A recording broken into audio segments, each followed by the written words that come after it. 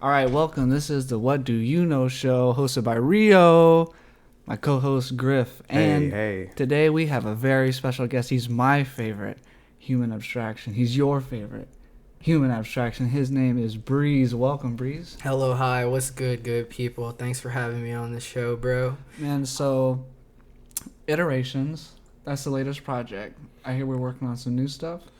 Yeah, so Iterations Volume 1. Iterations is a series. I want to do 3 volumes. Right. Each one revolves around a cycle. The first one was a love story between the sun and moon, and then also chronicled me moving to New York. I'm working on a follow-up EP. It's not the next iteration. Oh, interesting. Okay. It's not the next iteration. I don't think I'll drop Volume 2 for at least another year. And I kind of wanted to be on some random shit, like surprise drop it. Like if you catch Volume 2, you catch it. If not, you don't. Like Volume 3 will be something I want to make noise about. Not because I don't value Volume 2, just I had something weird in the psychology of how I'm writing them. But this next EP, the working title, this is the first time I've said it anywhere, it's called Breathing in Fire. Ooh. And it is a continuation from Iterations. I think about them as sister projects, even though it's not in the series. It's a continuation from Iterations because it picks up from the last song, Sunset. Oh, that's interesting. Okay. And it goes into A New Morning, into the not title track, but the intro. It's just called Roaches. Wow, getting some exclusive cuts here. Yeah. Appreciate that. But another bigger thing, what I'm thinking about, especially knowing I've experienced the breadth of the discography, and you always kept themes very well. It's always something that if you're going to do a project, it's something that's like consistent, and it has like a large set of ideas. Like you used to rap like an intro and then an outro. I remember like on the ramen section, for instance, you recapped everything. And you kind of kept that with sophomore notes and ballads. And I've really appreciated like Weekend in Toronto, which I feel like that's the most slept on project that you've had. I even think I sleep on that project. Oh yeah, to be well real. it's so, I mean, that quality on it is so like remarkable, to be real with you. Weekend in Toronto. Shout out my boy Harjeet, MH in Toronto. That's where we did that project. Mixed the whole project down, like song after song. I think we were there for less than 10 hours and he had everything. We were there for less than 8. Yeah. Bro was giving us full mixes in about like less than an hour, but not like, you know, these were like stacked, and he's just working like a monster. Like, yeah. So shout out him one time. Themes have just always been important to me because there's just a lot, like especially now, like we live in an age of oversaturation. There's just a lot. There's just a lot, and I think that art can exist for art's sake, but in my eyes, why not tell a story? Even if it's a loose thread of a story, tell something. Yeah. Do you think that it brings more value to the project for you? Because I hear what you're saying, narratives are something that can really inspire people, and they, like history is often told in narrative.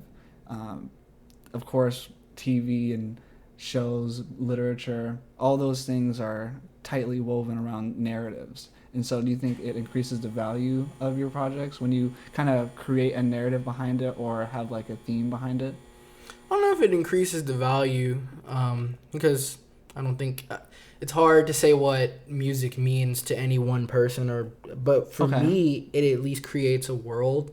And I've been thinking about space a lot. Space? Not like you're saying like a philosophical idea. Yeah, I mean, even like a physical concept. Just living in New York, there's just not a lot of fucking space. You know, everyone wants some space to do whatever it is they're trying to do. People are trying to get their things popping, and you need physical space to be in. You need space to live in, and if it's not conducive for whatever you're trying to do, then life there is hard. But as it relates to art and art making, you need space to create good works. But I've been thinking about space for people to live in terms of a work.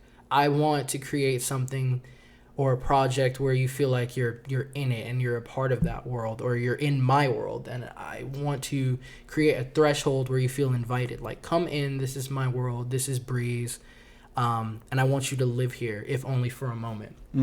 And so I think that when you make a narrative, you give something that people can latch onto, but beyond that, I want to create something that people can live inside of, because I feel like the best music is there for you in moments. You know, you can think of like, I think of Cuddy a lot when I think of like music to live in, you know, because he's creating these atmospheric worlds, and I just feel like I'm just inside of that. It's like a security blanket. And another like way you do that, or at least something that I've noticed, is you record environmental sounds. Yeah, you're constantly have like a recorder on you, and you look for ways to integrate that into, like, say, a song.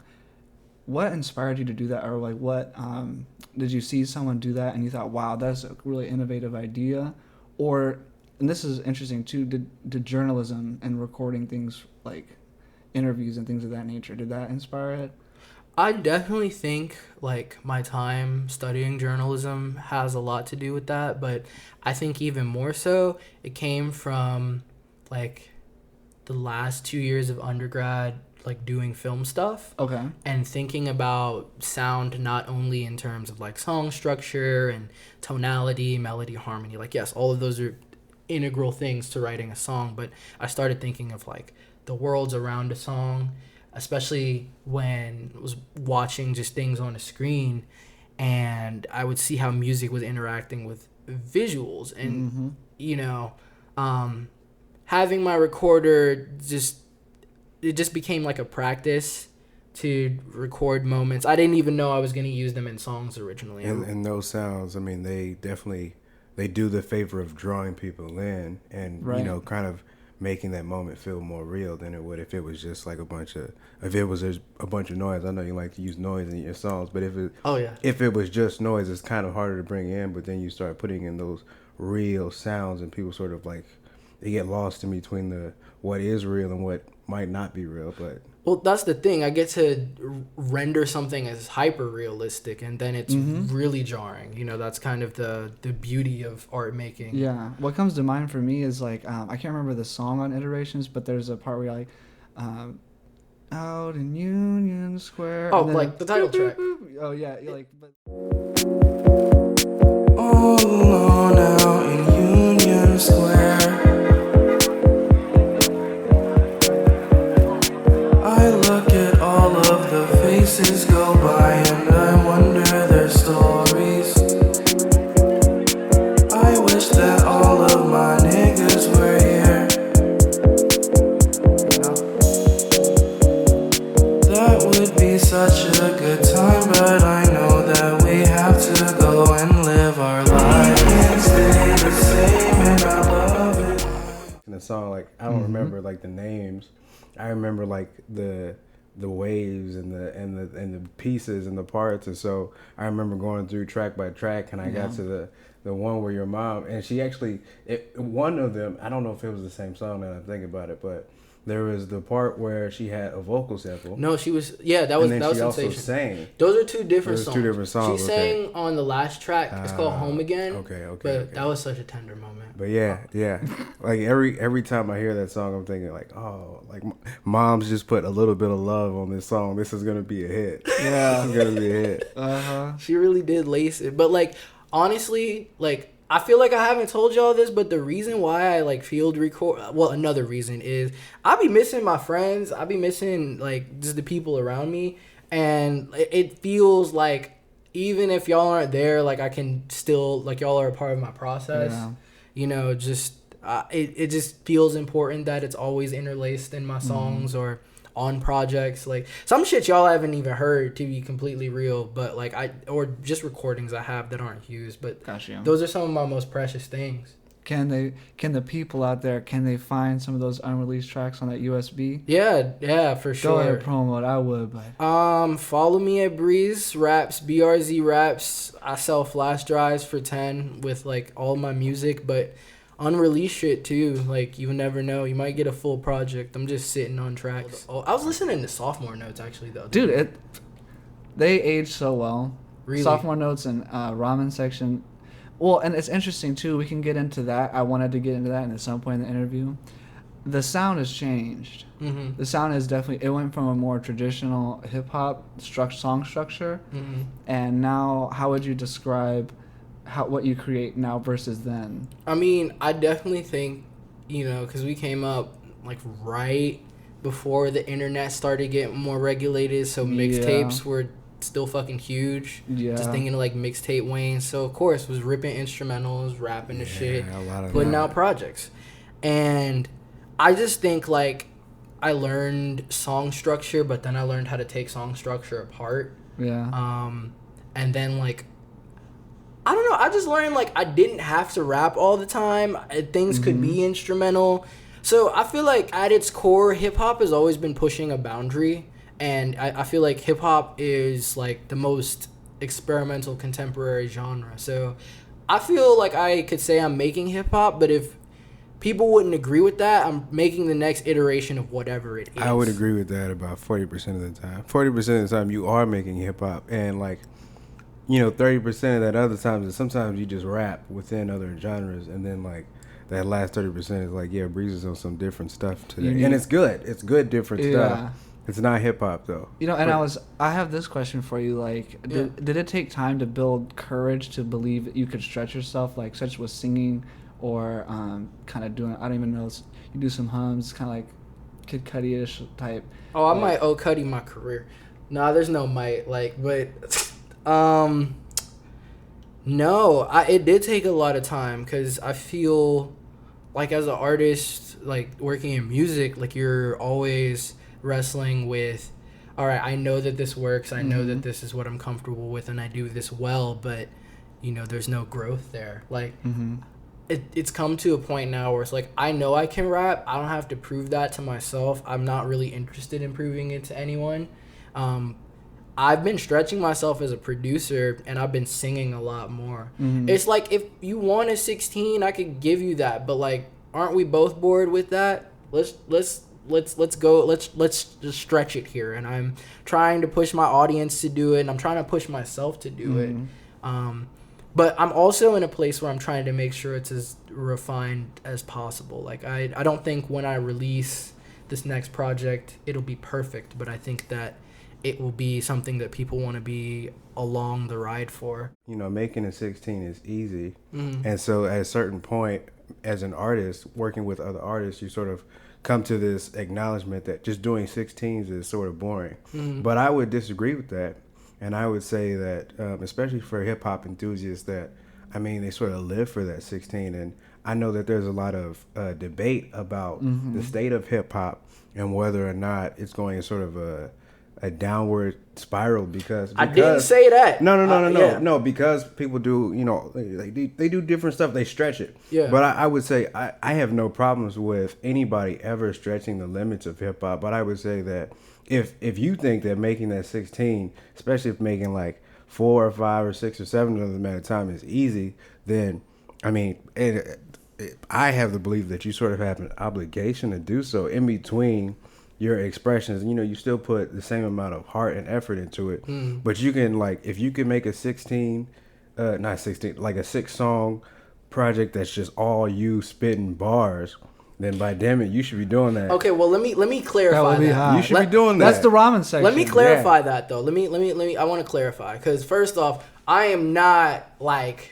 I'm not going to sit here and be like, yeah, I'm top tier God MC. Like, I am a good rapper. Okay. But, like, I agree with that. I cannot give you 32 bars of heat. I am not that kind of rapper. I think you can. I think you can. I think you've done it before. And I think you've done it many times. Me and Rio were going back and looking at some of the, ramen section. And we were just thinking, like, man, he said it. I'm not trying to, like, snitch or anything. But he said, like, man, that's when Breeze was rapping.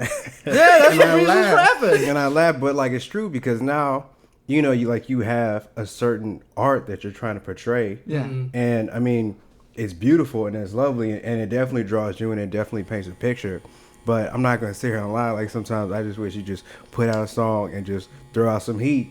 Just throw out some heat for the people. Yeah. Especially if, not that it's easy, but it is something that you're capable of doing. You can push the limits, but you can also sort of stay true to hip hop as an art form and stay true to, like, just giving bars and just, like, showing a different side of yourself, because I know you still, like, you still have that in you. Oh man, like, I should like say it because I never get to say this on record, but one of my favorite artists from, like, the age of 10 to, like, 15 was Jadakiss. and I feel like you knew this. Oh yeah. But Jadakiss, oh my gosh, Jadakiss is so hard, and so like I just wanted to be that. So like I study rappers, like like Jadakiss was pivotal for me. Styles P, like oh fuck, I just love D Block, to be real. And so it's like I feel like that's pivotal and that's vital to the heart of hip hop. I'm just gonna say it's like it's not what I'm doing. It's not that I discredit anyone that does that, and I shouldn't say it's easy. I feel like that's kind of like an overstatement to say it's easy. I can say like I've done that and I know that I'm capable of it. But to craft a 16 that stays with you, because there are a lot of throwaway bars, and I've delivered a lot of throwaway bars. I'm not gonna sit here and say it like I feel like every rapper's guilty of them. Like you just know when the verse is not that hot. But to craft a 16 that stays with you, it's a true feat.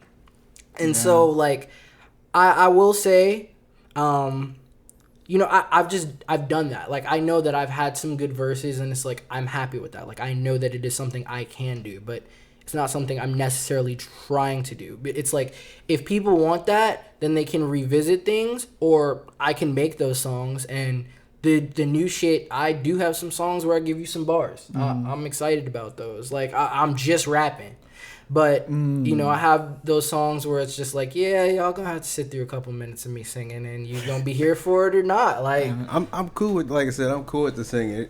And nowadays it feels like the most fun, like, rap-based songs come out when you have a feature like Rex is on the song with you, or, I'm trying to think, maybe Javon's on the song with you, or maybe even Alex is, like, because you sort of take yourself back, and like you said, it's not something that you feel the need to do. But I mean, when it feels like sort of maybe not a nostalgia thing, but when it feels like it's fun, it's easy to do. Oh, Rex forces me to be a rapper. Really? Like it's not even competitive. It's just like I know that he's gonna give an astonishing verse. I see. I cannot sit there and come with some weak shit. So Okay. like I love making songs with Rex because it's like I gotta go hard on some rap shit.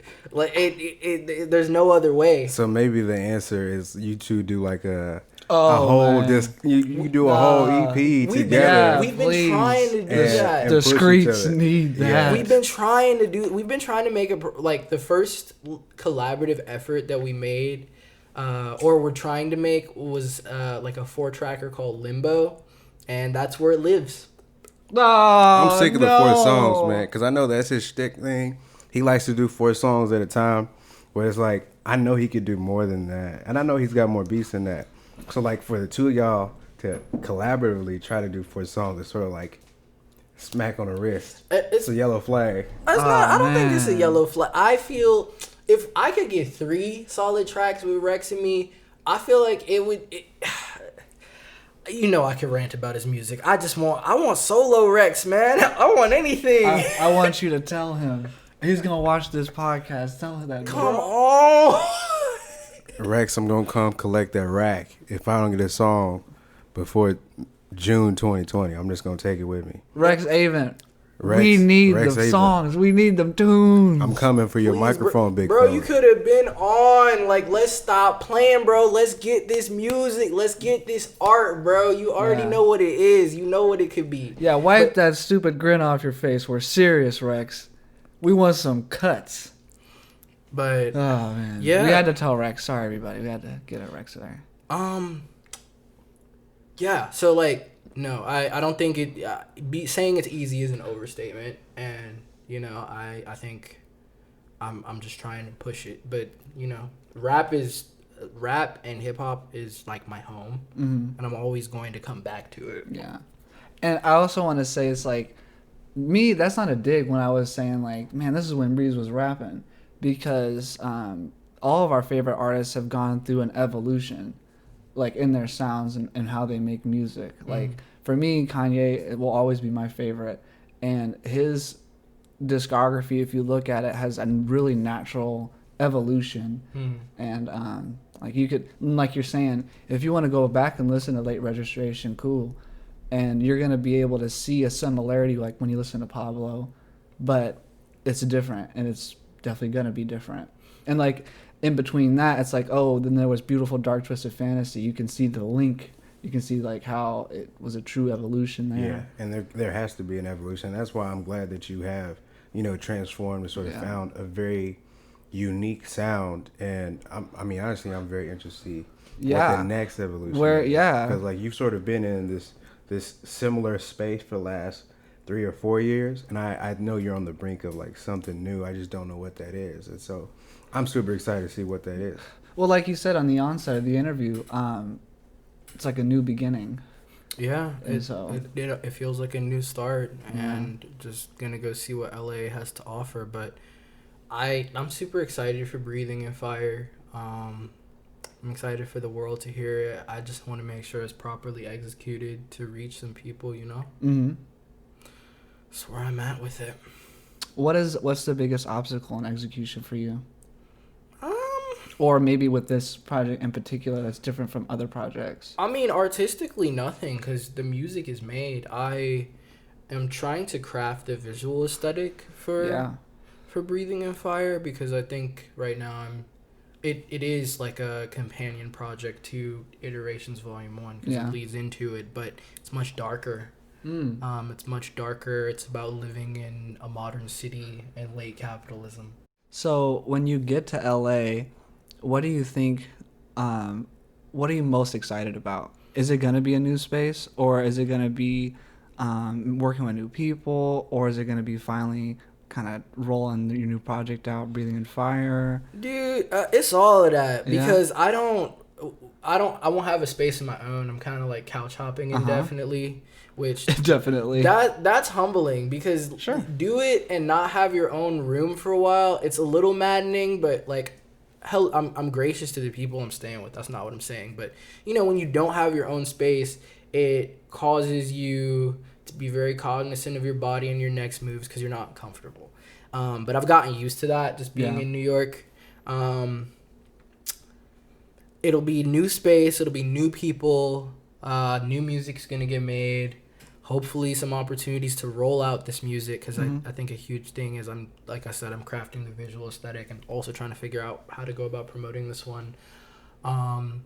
The sun, dog. I'm trying to get... I got away from a New York winter because it was starting to get cold as fuck when I was out there.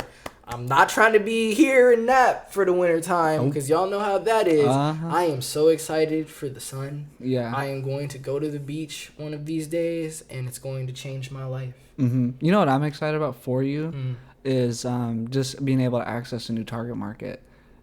Word. I've never played a show out there. Yeah. I've never been to the West Coast. You might fall in love.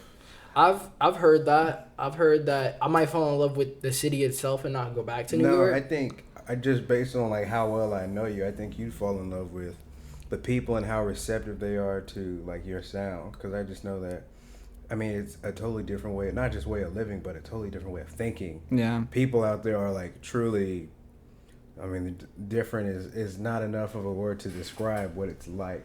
But I think you'll have a lot of success out there, and I'm happy for you. But also it makes me worried, because I'm like, what is he gonna like? Is the seed of like whatever California, especially LA, has? Gonna like implant itself in? Wild. Like Keenan was out there for a little bit, and he was telling me like people just get stuck in Los Angeles. Like, not they decide to live there, like they just get stuck and don't go back to whatever or wherever they were at, or like whatever they were trying to do, which I'm so focused on this music, like I'm not really worried about that, and I don't have my own space, so it's like, okay, those are two things I'm working with and against.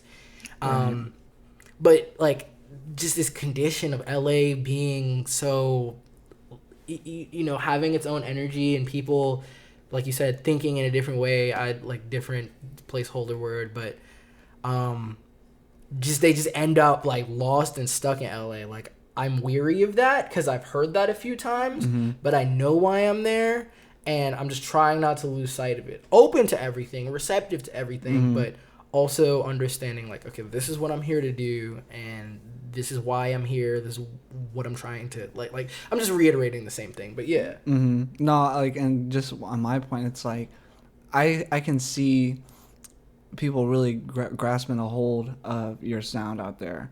I want to see like you doing or I want to hear about you doing shows, and I want to see how quickly you're able to graft yourself into that scene, because LA is a great huge market, you know, and so was New York, but they have like there's a different culture of living in New York where it's real. I got to get it on my own, and you know, I've never lived there, but that was kind of the impression that you were giving me. Everyone's just trying to do something, Yeah. and I don't even necessarily think it's not a collaborative space, because I've met a lot of good people who have showed me the scene and I've worked with living out there, but it feels like everyone has that same goal, and we're all like collectively trying to figure out, well, what the fuck is the next step, while all looking at each other like, all right, who's getting on? But it wasn't even like an Arab competition. It just felt at times a little hopeless, honestly. I hear you. Yeah. Yeah. I don't know if that makes sense, but it was just like, you know, just seeing other artists doing their thing, some people prospering, some people not, and just like sometimes collectively trying to figure out, well, what happens next. Mm-hmm. Well, when I was at the Supply show that was hosted by Pattern Magazine, I got the chance to really meet all the fashion movers and shakers here in the indie scene. And what I loved most about it was the competition, because I'm competing with everybody there, and it's in a friendly way. It's not like a dog eat dog mentality. It's like, I want to have better clothes than you. I want to have a better line than you. I want my line to be because I focus on, Jada and I and Justin, we focus on themes too when we roll out a line. Like I was kind of hitting that earlier, like how can you associate yourself with our brand, and seeing how people around us, they're making their clothes. Like I'm wearing a Black Sheep Collective hat. That is another brand around here that I met at the Supply show. And it's like, okay, I'm going to go and I'm going to buy your merch. You go check out my merch. And at the end of the day, I'm going to be on top. You know it's going to be on top. Because, like, another thing, too, I tell people about getting into small business ventures is I hear a lot of people like, oh, I do it for the love. I do it for the art. It's like, okay, separating what you're doing from a hobby to making money is key for me, because if I can't have growth and I can't have success, then where am I going? I'm not getting younger, and I'm trying to feed family. I'm trying to put, like, if I can get you guys on through, if I'm more popular and stuff like that, like I have more, like, this is a great thing about this show, is that I want to facilitate having a platform for people to come on and my audience to interact with them and to basically grow everybody's exposure. And that's why, like, the What Do You Know show, we're getting into what do you know about Breeze. If they don't know anything about Breeze, this is an opportunity for them to get to know you, you know, get a little introduction into who this interesting person Elijah is, and then they get to go and check out the music. You know what I mean? But with the podcast, it's like we got really good mics and audio engineer. I have the best audio engineer in Indiana. Okay? That's facts. Facts. That's pure facts. And we're you know, if you're going to start it at the highest quality you can put out. You know what I mean? That you can manage to do. That way, people aren't looking at you like, I don't really have a reason to support you. But, you know, oh, now I'm invested because this is cool. This is, you know, tight. This is packed. I have a reason. Like, it's all about incentive, you know. And, like, the audience that I'm going to get through this show is interactive. They want to see, like, diverse set of opinions, a diverse set of people, interesting conversation. It's not going to be one-sided. I like holistic dialogues. You know what I mean? Something interesting and something long form. Because that's why podcasts are popular now. It's not just the internet and having access to do a show. It's like, oh, I want to tune into this because I like the host and I like how they cover things. And it's not like turning on CNN and only getting a 5-minute segment out of somebody where they can't even talk about the real issue. They just have to get out talking points, basically, you know? It's so rapid. It's very interpersonal. So that's like, but just getting back to the whole quality and the friendly competition thing, I want to have a higher quality show. I want the content to be like better. and I'm not putting anybody down, but I want to be on top.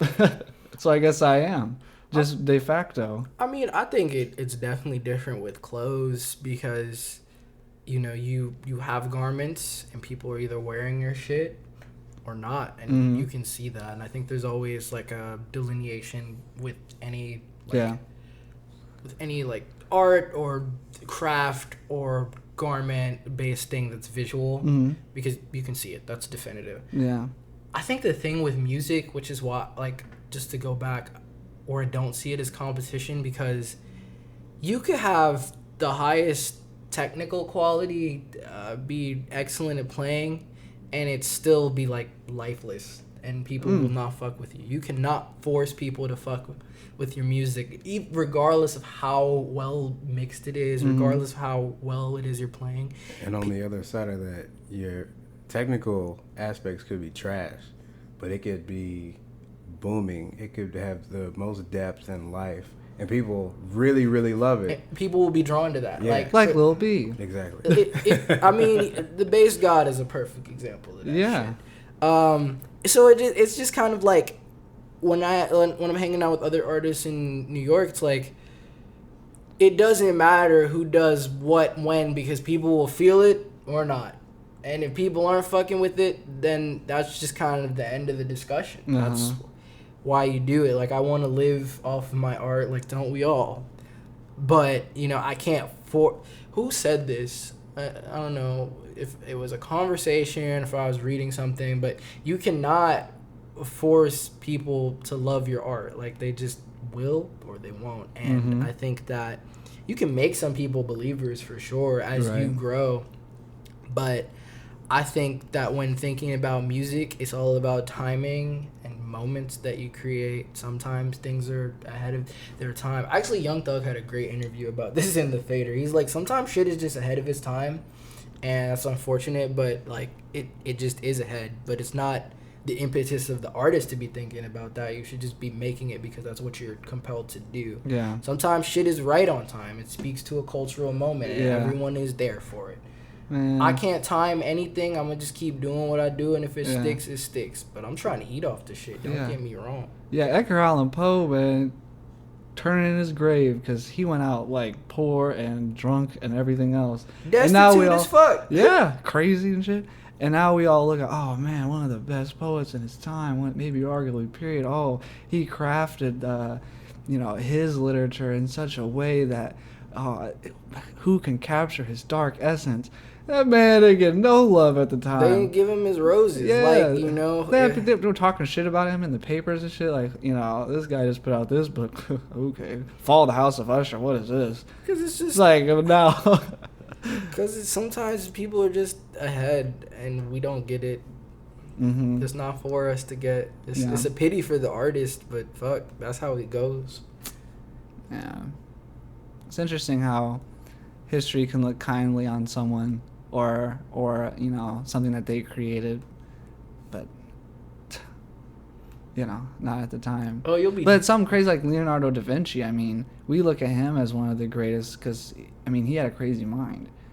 He was interested in how the rain would fall on a leaf, and he would try to document if it hit on a certain way. Or he did so many what's it called when you open up a body and stuff like that? Damn. To like discover things and stuff. You can tell I never took anatomy. But I know like when you're dissecting something. Yeah. I mean, he had theories about how the human eye worked just because he would cut them in different ways, try to see what how it led to the brain. He theorized things, but weren't able to prove because we didn't have the technology to like see the electrical inputs and stuff like that. And you know what? He got proven right, pretty much. And you know what? He was demonized during his time. Like, oh yeah. All of these. I feel like if you're really onto something, well, not always, but a lot of times you'll be vilified in the time period that you're in. Sometimes rightfully so. Sometimes rightfully so. Sometimes it takes retrospect and fallout and a bunch of shit to happen to be like, you know what? Actually, I'm feeling that. He had a point. Yeah, he had a point. Yeah. I love courageousness. that's like a trait in humans that I highly value: conviction and courageousness. Conviction first and foremost to me, because if you don't believe in something, if you don't have a drive and a force, ambition, and okay, you have all those things, but why? That conviction is the why. Facts. And then if it's something that may go against the tide, that's where courageousness steps in. And so those two traits are something that I want to teach young people, audience, to embrace. You know, well, what is your goal? What do you want your destiny to be? You know, do you have the conviction to do it? And that's why I look at producing high quality and friendly competition, because I'm not just competing with the people on my scene. I'm competing with like Ralph Lauren or any Levi's. They have like a higher product value because of their brand and their image and their history, and I have to compete with them. And even on your wavelength, you're competing for people's ears. But for you, like you said, it's just about creating that space, that lane for them to drive in. For sure. Yeah. I think if you can do that, then everything else follows. Mm-hmm. Like, music is an age-old tradition, and I mean, like anything, you're following giants. Yeah, and we're standing on their shoulders too. Tell me a little bit about how you went from ripping beats off of YouTube into sophomore notes, because Aaron and I were talking about this just the other night. Wasn't that much time that passed, but you had such a drive to continue to learn, and there was your own production on sophomore notes, and you're getting other people's beats. You had a lot of great features. I mean, we were talking about the reception of the ramen section. It was like, well, we didn't feel it at the time, but what it did was allow you to have people like invest in your music. But really what spurred it is, my question to you is like, what is that path kind of like, and having that vigor to learn, and what drove you, and what like challenges did you have, like just increasing your quality? Because I see how your production has changed over time and how great it is in sonic. You've always loved synths, but now you use them in such a great and like complex way. Well, thank you. It honestly came from like producers in the scene at the time not taking me seriously.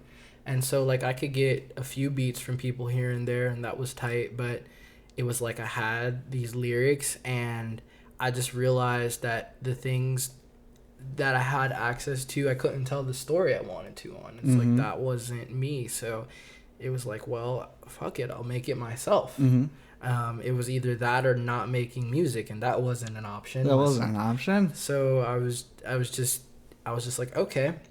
And so we cracked Ableton. Straight up. Who cracked Ableton? Straight up.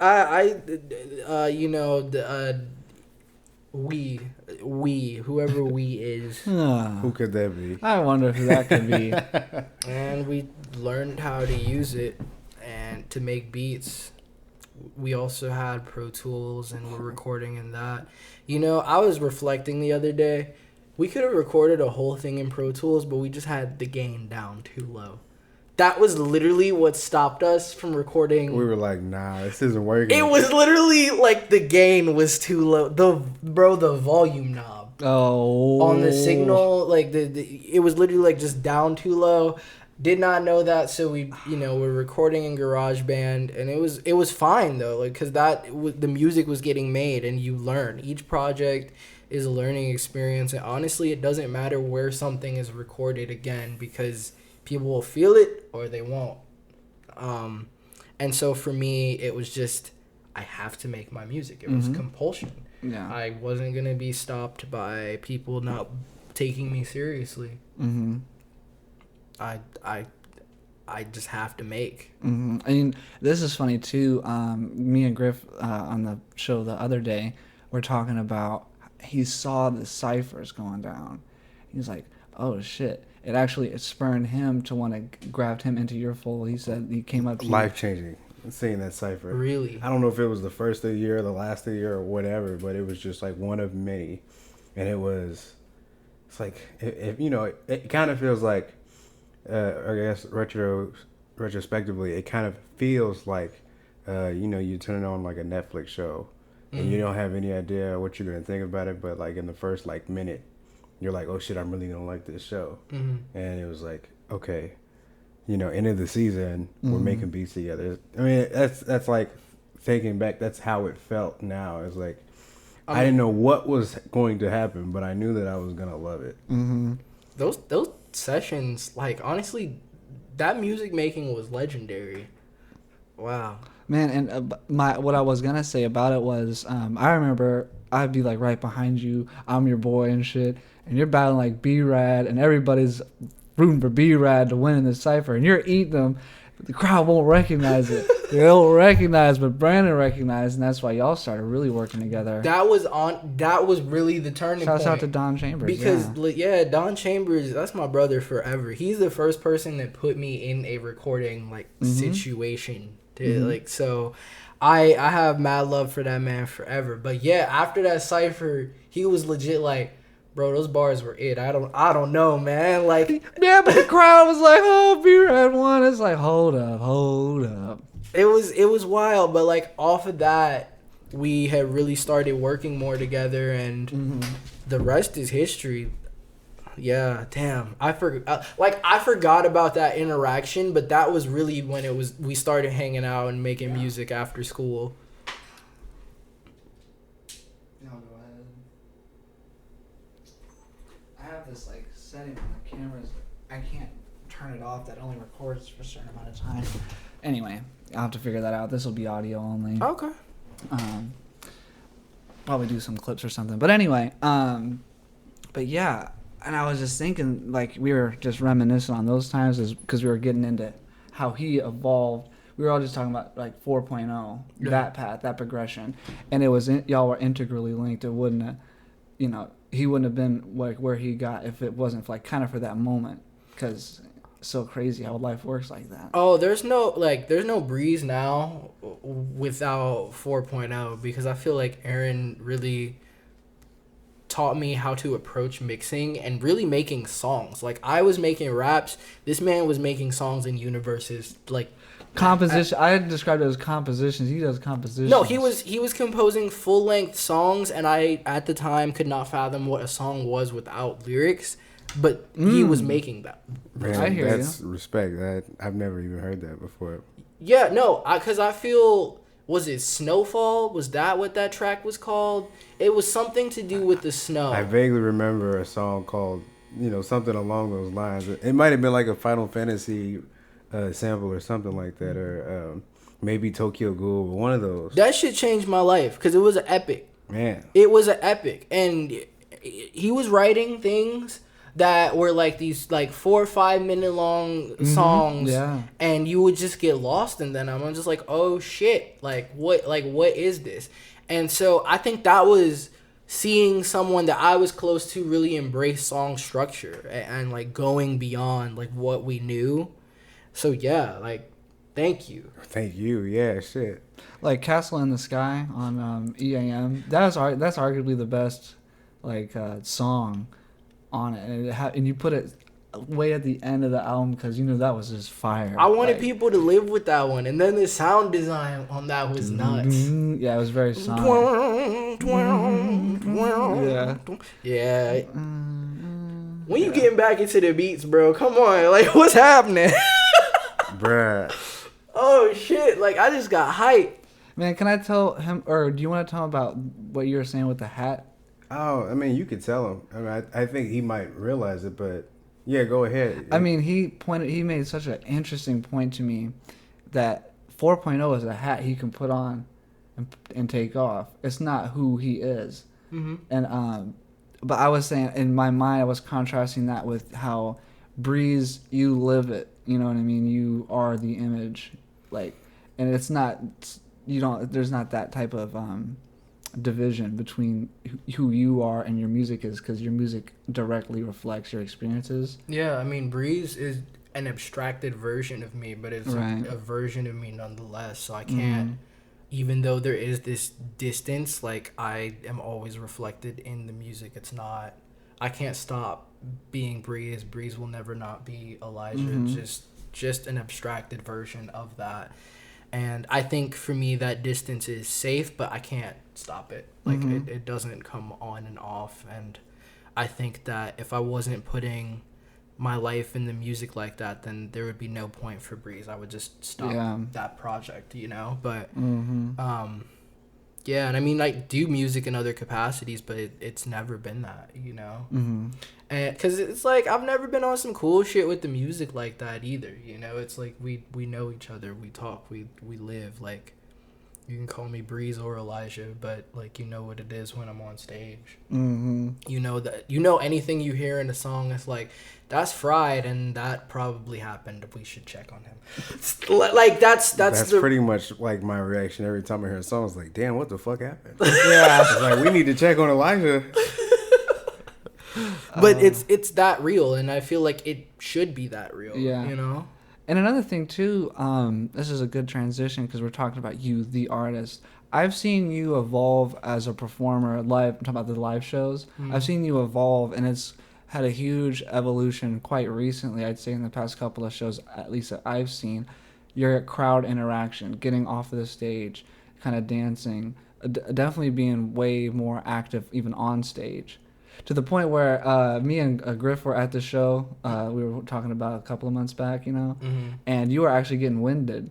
Yeah. Yeah, I was like, I can hear in his voice that like that physical exertion. So what prompted that type of? Was it growing more comfortable on stage?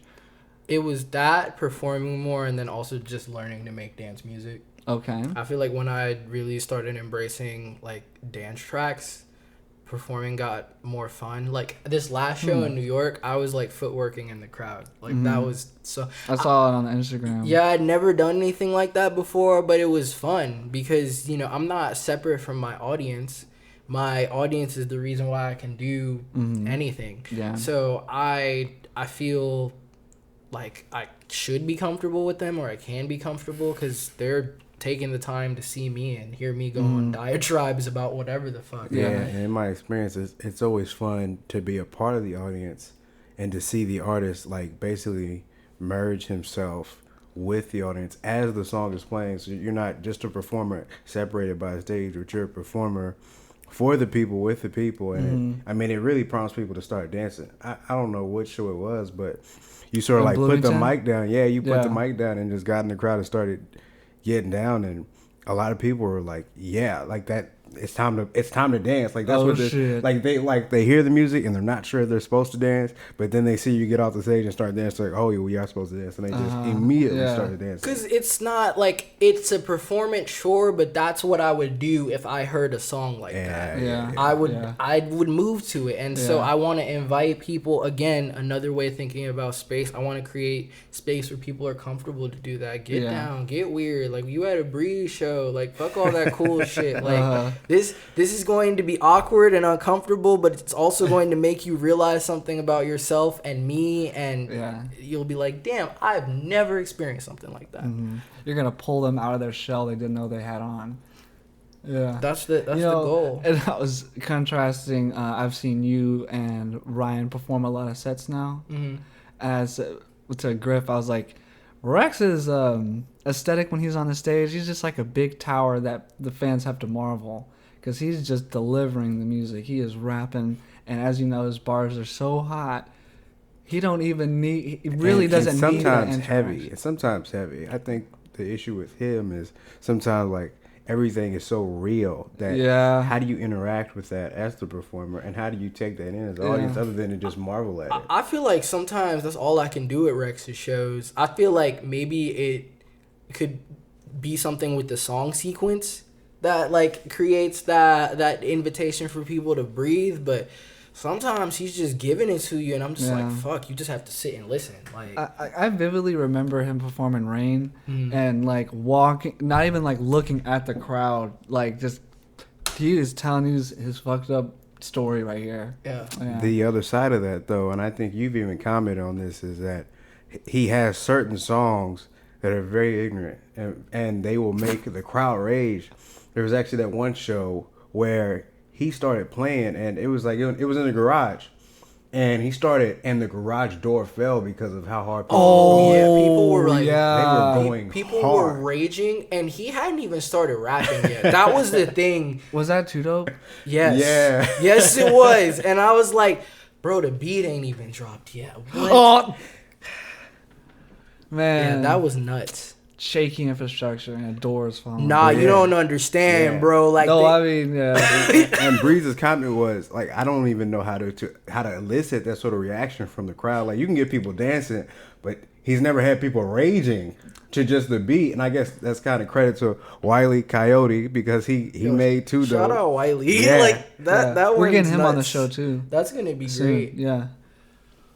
Oh yeah, I want people to rage. Like I'm trying to elicit that with these next couple tracks, because I feel like you have to feel like breathing in fire. Like that's what that is. Like you're raging to Okay, the I'm point excited to hear that. of almost Yeah. like suffocation. I feel like Oh shit. the fire, suffocation, rage. There is a reprieve at the end of it, but like, yeah, Rex. All you can do is marvel sometimes. Yeah. I don't know. It's the music. It's who he is, because he is also his music. But I think Rex is, there is no abstraction. Like, Nah, I hear you. Yeah. I make it a clear point that there is distance from me, and like as a person versus me as like a pop figure. Rex, that is that man. Mm-hmm. I think I Period. lived with Rex for a year before I knew his government name. So yeah, Rex, I mean, he really is who he says he is, and all that other person that's like, man, yeah, he might have been him once upon a time, but we don't talk about that guy anymore. That shit's nuts. Breeze, Yeah, the human abstraction. Your favorite one? Wait, what? Favorite by default. Breeze, our favorite human abstraction by Yeah. default. Because what other human abstractions do we really know? A lot, actually. Really? I mean, the moment that you acknowledge that you enjoy a pop figure, you've acknowledged an abstraction of them, unless like you know them. Yeah. Fair enough. That's what I want to do with this show too. I'm gonna have exposés. I've been telling Griff that a lot of people like, okay, and we're also prone. This is where narratives are not good. It's where if you know a certain figure, public figure, maybe a celebrity, or even people that you see on the street, you kind of craft a singular idea or a perception that's not the entirety of who the person is. Yeah. And so I'm going to be doing exposés, like short 10-minute, just kind of breaking down another aspect or something that's not in the predominant media narrative, basically questioning what do you know about X and whatever object or person I'm talking about, or even philosophy, thoughts of ideas and things of that nature, like breaking down vocabulary. I believe that we use, like, for instance, the word pride in the wrong way. Mm-hmm. I think that people they use it, and it's a pernicious negative aspect about pride that's not often discussed. Like, if you look at Vegeta in Dragon Ball Z, you see the bad part of pride. Like, that's You where see pride ruin someone. yeah. I mean, I believe it's the nature of destruction, like pride. Mm-hmm. It's you're idolizing something, whatever you're proud of. Should it be taken away from you, then it destroys you. It leads you prone to depression. You know what I mean? If a pride is hurt, Mm-hmm. you know, Yeah, it always elicits a bad response. It's a dejected feeling from that. Yeah, I'll break this down more thoroughly, but I believe that people are actually trying to say they're honored by something instead of proud about it. Mm. But they're not cognizant, because it's just where we flippantly throw around. Love is another one. You know what I mean? Doing exposés and things of that nature, kind of criticizing what do you know about something. And I plan to have many, it'll be a long series. But yeah, exposés, interviews, and kind of like debates, conversation, dialogues. That's what we'll facilitate here.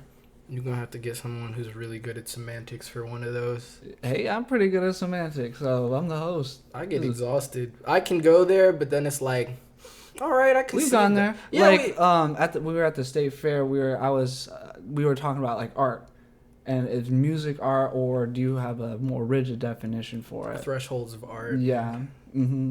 Because that's why I love the power of language, because it communicates ideas in the spirit, you know, and we broadcast it into a material world. And that's why I think that scrutinizing language and being critical about your thought is really important and something people do not value. So I love language. I feel that, but sometimes I feel like language is the threshold. Because it's like there's language, but then I feel like there are things that we can't express that go beyond language, or things that we feel that, like, you know, the language that we speak is kind of useless at describing. Like, English has a threshold that, you know, of course there are words that exist in other languages that express very specific sentiments or emotions or situations. But, like, with that, like, there is the semantic of a language and trying to get the meaning of it, and then there's just, like, there are no words for this. It's just awe-inspiring, and then even awe might be not the right word, or, you know, revulsion might not be the, like, you're disgusted, but you're beyond that. I hear you. Yeah. But I guess my only response to that, I don't even disagree. It just be like, there's no negative consequence to expanding as much as you can your, like, ability to utilize vocabulary, you know. Oh, no, sure. Like you said, I agree with you that there's going to be things that are not able to be communicated through the verbal. Yeah. No, I feel. Great. Well, if we're taking this from a strictly English perspective, right? Because just in all of that, I was thinking about, well, maybe some people don't value language, and maybe some people, they just haven't had the opportunity to value language on an equal scale. Because I work with a lot of people that aren't from America at all, and so just from a work perspective, sometimes it's hard to communicate what I need, just because they don't understand what I'm asking for, even if it's a simple sentence. So just thinking about how you have to have a certain threshold of commonplace before you can even think about pushing that boundary of essentially not necessarily correcting somebody, but just like laying down a foundation. Like, before you can even lay down the foundation of what is, like, pride, for example, you have to lay down the foundation of, you know, what is English, and, you know, what is what are the most important 2,000 words in English that you should know to even be able to have a conversation about what pride is and how it matters and how it differs from how people use it today. So just thinking about the broader scale and, like, how to level the playing field for a conversation like that to even happen. Yeah, that's an interesting point, because I'm thinking about, like, I think you're trying, well, I'm not trying to state what you're trying to do, but it's like, I think you're trying to get at the universal, like, we don't, like, generally when you think you're experiencing pride, you're trying to honor something, and I feel like you would want to broadly explain that to anyone with any language background, but then it makes me think what you're saying. Language, again, is the threshold in that situation. Like, you're trying to explain this, and perhaps that concept that you're trying to get at already exists in someone else's tongue. Yeah, maybe they feel that, and maybe they still say it the wrong way, because it's just easier to make that connection to another person by saying pride as opposed to honor. You know, if I honor my family lineage, I have honor for my family lineage, but as opposed to saying I'm proud of my family. I mean, it's like, well, yeah, you're not really saying what you mean, but I get what you're saying. That's exactly, yeah. The expose, I just want to just point out just a different argument, or like maybe you have a supposition for an idea, but okay, just that's the whole point of the What Do You Know show. It's like, I always end it by saying, always question what you know. Because we should have critical, or, you know, if you want to, you do whatever you want to do. But world on fire, y'all. Yeah, I mean, yeah, hell, you know, whatever. Go crazy. Yeah, just being critical and always like trying to see a different, broad perception, not a limited one.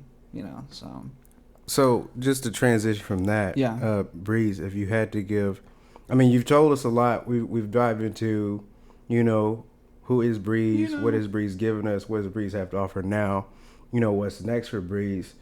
I mean, are there any like final thoughts you want to give on, like, who you are and what you offer? Like, you want to broaden the perception of yourself with anything that you haven't mentioned already. broaden the perception of myself. Especially for the people that don't know you. I would say I'm kind of an idealist to a fault at times. I am a romantic. I am existential to a fault. I have a lot of love, though.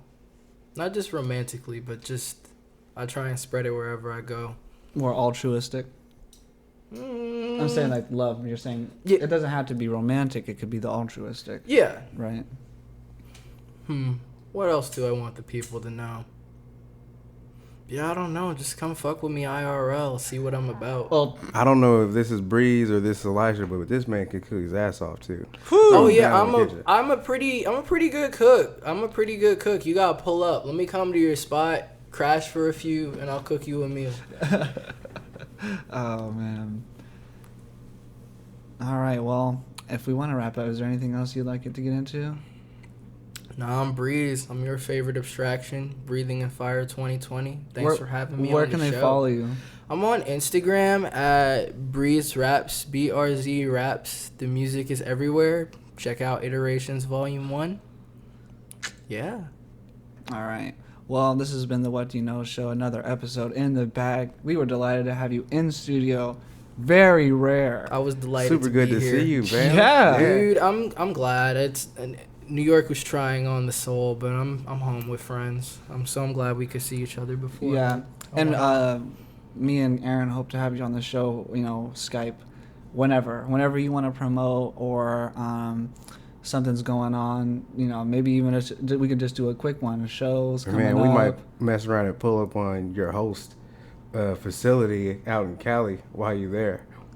We might just pull up with the whole set. Like we're gonna pull up. Hey, we're just gonna pull up. Do it. Look, y'all got a little bread. Like Fuck we know it. he's sleeping on the couch, but we need a table right now. Let's do it.